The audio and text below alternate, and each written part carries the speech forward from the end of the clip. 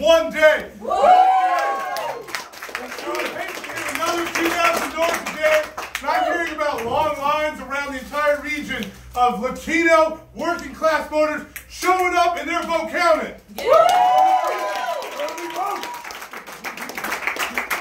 Now we have some amazing surrogates. We have a lot of people in here, and it's really awesome.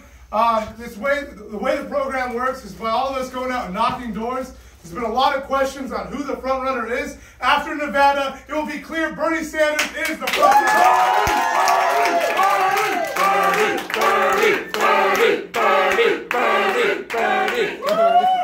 A lot of people are saying, you know, why is Bernie win the Latino vote? Why is it? Because we're in the community. We've been out here since June in front of grocery stores, at events all across, participating in activism and showing up where it counts. Because when we show up, they show up for us. That's right. That's right. Now I'm going to introduce you to our lovely stage chair, Amy Vilela, and she's going to take it away. Let's hear it. Right now here in Nevada, I can't tell you how excited I am. We have seen so much energy. Let me tell you, I've been out in New Hampshire, I've been down in Iowa, I've been out in South Carolina, out in California. But I have seen Nevadans are bringing it. They are bringing it, and they're bringing it home to Nevada. You know, one of the things I always like to do is start off with these, and I want a couple people, maybe one or two, to share with me when you knew that you were with Bernie. I want to hear your Bernie story. Who's going to start us off? Come on, don't be shy. All right. My parents, they brought me here because they wanted a better life in Mexico. I was originally supposed to be here, but they heard a lot of stuff about Pete Wilson in California, and they got scared, so they brought me to Mexico for a secure birth. So I'm a DACA recipient. I've grown up my entire life here. I'm American in everything but papers. You guys are my friends and family, and it's like, I want to fight for y'all. So it's like, I'm gonna fight for you.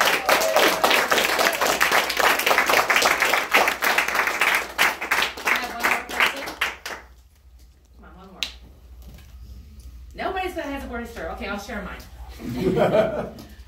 I always like to share my Bernie story too, and it really highlights one of the big issues here in Nevada. You know, back in 2015, when we had a certain gentleman by the name of Bernie+Sanders announcing his run for office for President of the United States. And I remember my husband, who is an immigrant from Brazil, running through the house, who had followed Bernie from Brazil, running through the house saying, "Bernie's running, Bernie." I was like, who the hell is Bernie? You know, but then 1 month later, it all changed for me dramatically. You know, my daughter, Shalyn, she was 22, working 2 jobs as a CNA, going to school to become an RN. She was coming out here to Nevada to join us, coming home so she could finish her schooling. Shalyn was so excited. I remember she's like, I cannot wait to be in Nevada. I can't understand why at 22, but you know, she was excited about this trip, and she was excited about her future. And when she got here, she had a red, swollen leg, and she kept on telling me, "Mom, you know, something's wrong with it." And I was like, well, just give it a couple days, maybe you sat on it wrong. Well, I was on the way out of town. At that time, I was a CFO. I was on a business trip, and we were just passing as she was coming in. I get a call in a meeting, and it's my daughter, and she's telling me, you know, "Mom, my leg, I've heard it more, and it's really got a lot redder, it's more swollen." And I said, "Shalyn, just go be seen." The next call I get, "Mom, I don't know, they're asking for insurance," and I told them I don't have any, and they're telling me I can leave now, it's gonna be very expensive, but something's really wrong. I'm like, "Shalyn, don't worry about it." I thought that'd be the last time I hear from her, until then she called again. And this time, I'll never forget her voice, ever.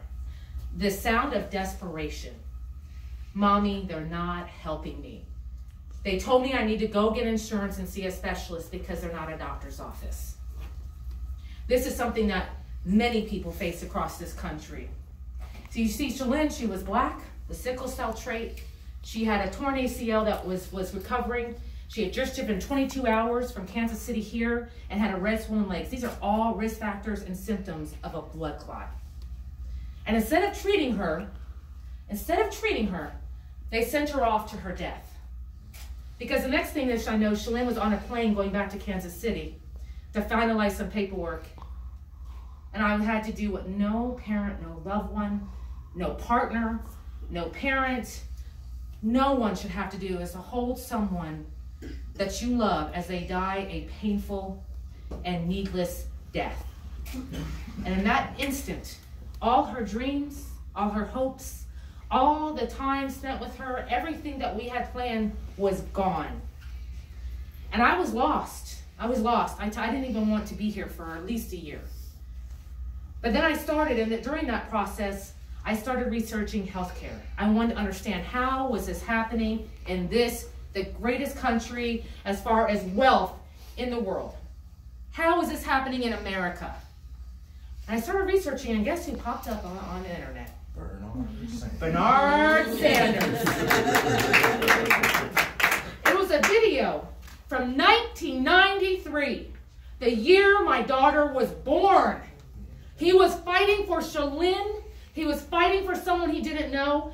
Back in 1993, talking about the need for universal health care. He was doing it when it wasn't popular.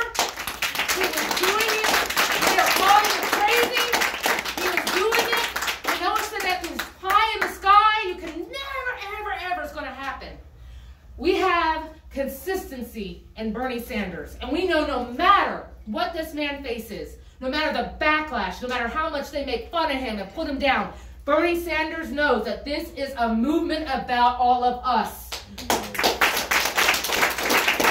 He knows that none of us are safe unless the most vulnerable in our communities are safe. And if we're not looking out for our brother and sister, our neighbor, our loved ones, all of us are vulnerable to being affected by the bad legislation, the corporate greed in America, and the people that are running it right now that don't give a crap about the working American. So I am so thankful that you're out here today, and make no mistake, every door you have knocked, you are participating in being a voice for the voiceless. You are fighting for the future Shalyns, because she wasn't a tragedy. She's one of tens of thousands every year that are dying in this country from a lack of health care. And that's not even counting the ones that are suffering and breaking the medications in half. So your work is so important. Yes. We're in a life-saving work. We are righteous in what we're doing, and we are going to make sure that Bernie+Sanders wins this Nevada caucus.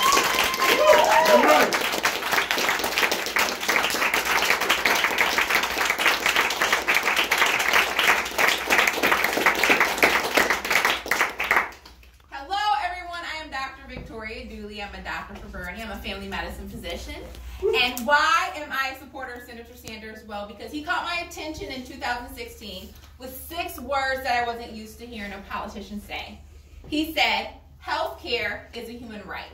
That's right. Yes. And so I went to medical school in Detroit, Michigan. And then I trained in a small town you might have heard of called Flint, Michigan. And so I delivered some of those babies who were subsequently poisoned by lead water. So I'm very passionate about ending health disparities as a Black female of color and a physician. And so when you think about it, every effort we've made in this nation to ensure more people, whether it be Medicaid expansion or Medicare or the Affordable Care Act, there is still a disproportionate amount of poor people of all colors, Black and brown people who are left uninsured every single time. And so the only way that I can guarantee that all people who look like me, all people who are poor of any race, all people who are Black and brown have coverage is if we insure everyone. Because if everyone is included, nobody who looks like me can be excluded. Right. And so as a physician, I'm in a position where not only do people come to me with health problems, yes, they come to me with asthma, high blood pressure, diabetes, but because I care and I ask questions, when people coming in stressed and anxious and sick, I ask to learn more about them. So I'm also a counselor, a mental health therapist, a pastor. And my patients come to me with so many needs that I can't fulfill. You see, I believe that I was put on the earth this lifetime to be a healer. And there is one candidate in this race who is fighting to heal this nation for us all. Right. Sometimes patients come to me because they're overworked and they're underpaid. That causes high blood pressure and depression and anxiety. I don't have a prescription to write for that. But Bernie+Sanders has a solution. That's right. That's right. That's right.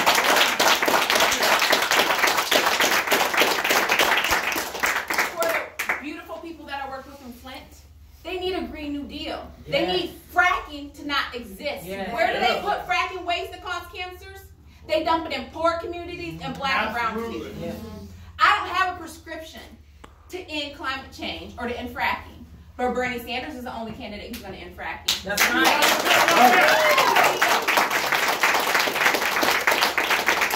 Sometimes people come to me because they're stressed and anxious because they are straddled with student loan debt. And because of that debt, they can't buy a house or start a family. Sometimes there are parents who are in their senior years and they want to retire. But because of the crime of taking out a Parent Plus loan so their child can have a better life, they can't retire because they're straddled with all the student debt. I don't have a prescription to make that go away. But Senator Sanders has a solution. He's going to answer all of these things. All of it. Nothing's going to be left behind. So, as a physician, in order to help my patients, we need to address the social determinants of health. Yes. How can you be healthy if you don't have a place to live? There is no place in this country where you can afford a 2-bedroom apartment on the minimum wage. That's right. How can you be healthy if you don't have a place to live? He is the only candidate talking about ending homelessness. We have a candidate who can write a check and eliminate homelessness. But no, he's not doing that. He's trying to buy an election instead. Senator Sanders is going to end homelessness. Housing for all.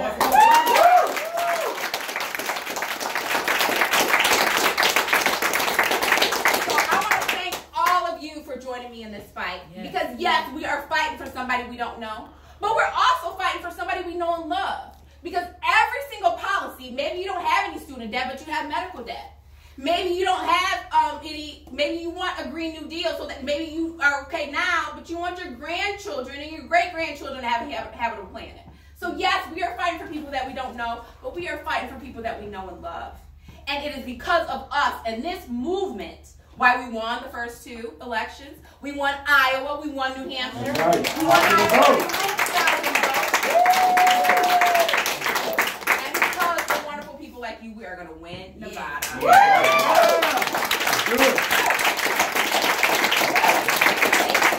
Thank you.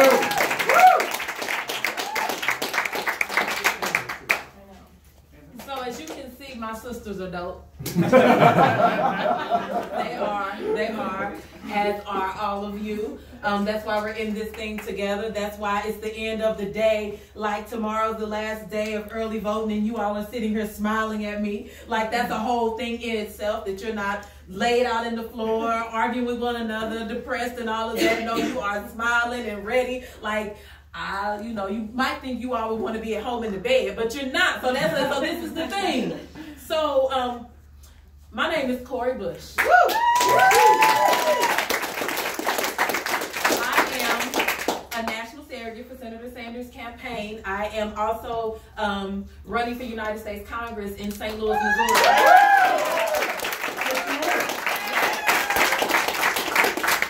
And my campaign has been endorsed by Senator Sanders. And and so being here with you all, taking time out from my own campaign, my own campaign where I don't take corporate PAC money, where I'm fighting for the same things that he's fighting for, and that we are fighting for. It was important here, and her patience. She has patience that she says she sees, but this was important because you all are important, because Nevada is important, because what you all do here is affecting the rest of the world. I'm not even going to say the rest of the world.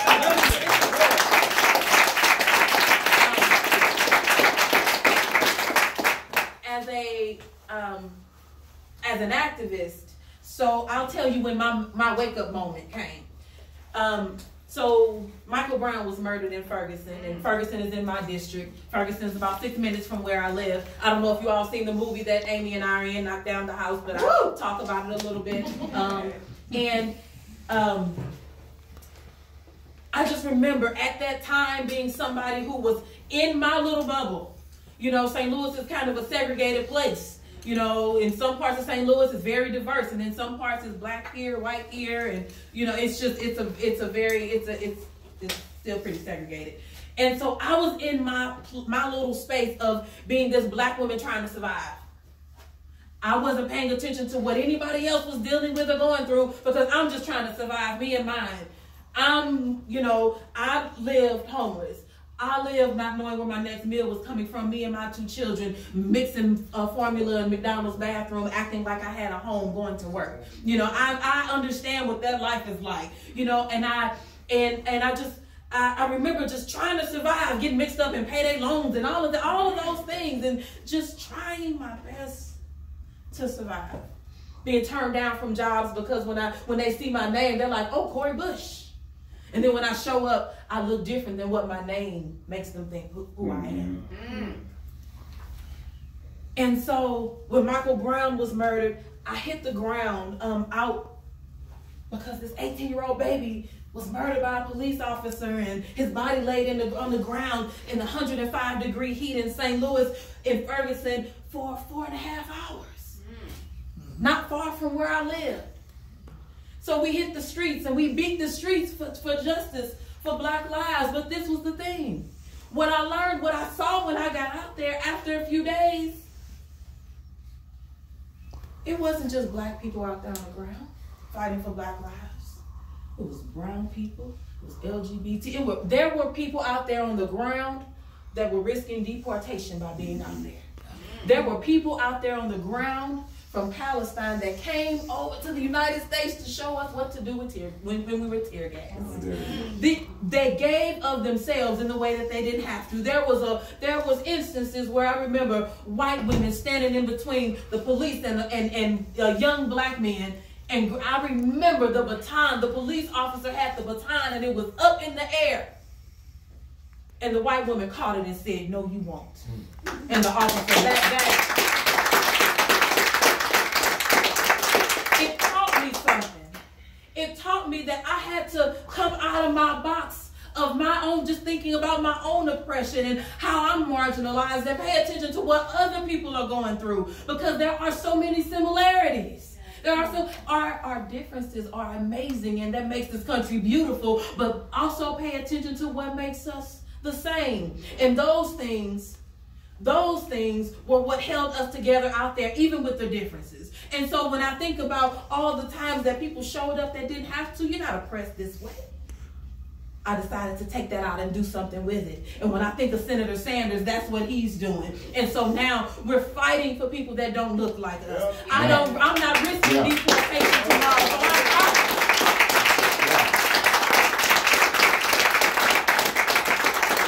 So I took that example. Now this is the thing, you know a tree by its fruit.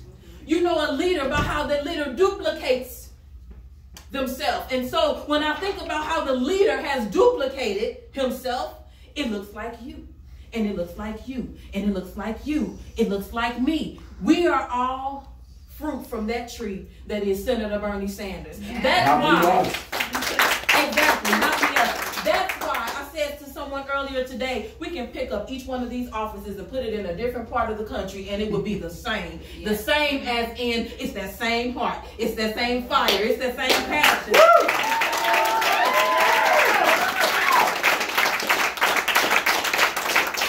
And so, because I saw something with Bernie Sanders that says, step outside of yourself and care about somebody else and their struggles. This man does not have to care about brown lives. He doesn't have to care about Black lives or women or people that are marginalized or poor people. This man, or health care, he has health care. He got the best health care. He's had it for quite some time. His family has it. He doesn't have to worry about the police doing anything to his grandkids. He doesn't have to worry about so many things that we have to worry about. He doesn't have to worry about being, about what's going to, do I have money to pay a lawyer because I'm a DACA student? He doesn't have to worry about that. That's not his deal. But he said, I have a pen that I can use to make a difference. I have a voice and a platform, and I can help people that don't look like me. And so that's why I stand with Senator Sanders, because he stands with us.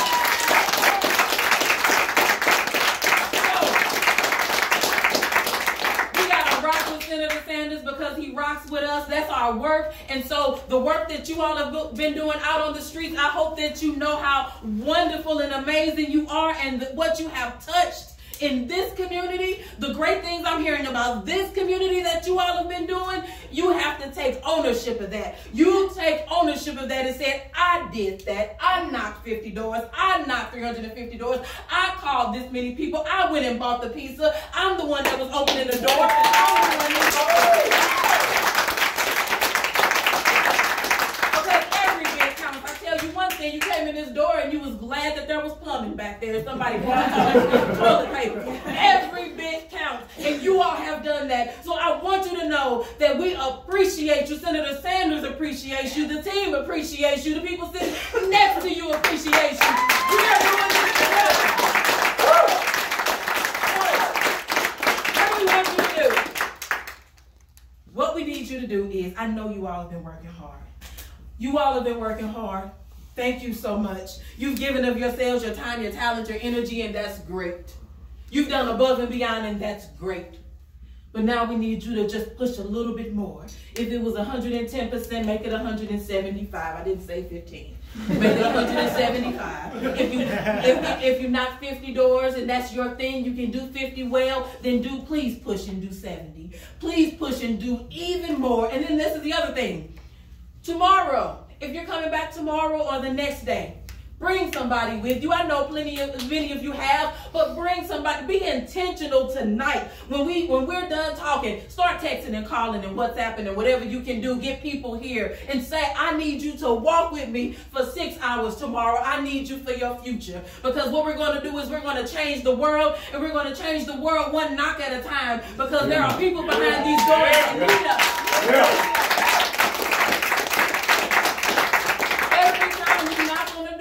Shut up, but every time you knock on the door, something is behind that door. There is a need behind everything. There is not one door you're going to knock that has no need. There is a need behind every single one of them. And so it is your job, it is our job to make sure that we tap into that need and let them know why Senator Sanders can help with that need. So that is what you do. So when you knock that door and that person behind that door has cancer and they were going to support a different candidate because they heard the propaganda against Medicare for all, and then when you show up and tell them about this man named Senator Sanders and what the real Medicare for all means, and then they change that vote, you did that. You can own it.